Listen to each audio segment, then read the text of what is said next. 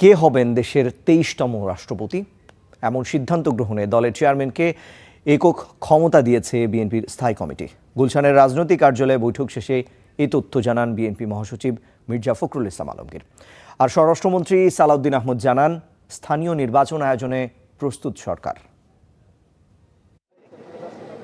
প্রধানমন্ত্রী তারেক রহমানের সভাপতিত্বে বিএনপির স্থায়ী কমিটির বৈঠক বসে সন্ধ্যা 7:30টায়। বৈঠকে সমসাময়িক নানা ইস্যু, সরকারের উন্নয়নমূলক কর্মকাণ্ড, দলের সাংগঠনিক বিভিন্ন বিষয়সহ স্থানীয় সরকার নির্বাচন নিয়ে আলোচনা হয়।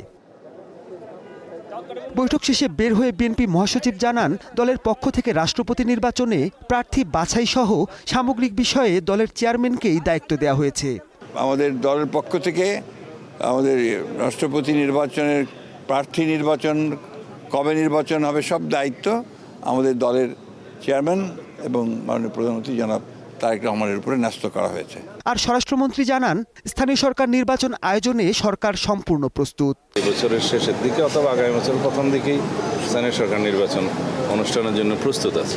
সবশেষ গত 11 জুলাই অনুষ্ঠিত হয়েছিল বিএনপির স্থায়ী কমিটির বৈঠক। Mahmudul Hasan, star news, Dhaka.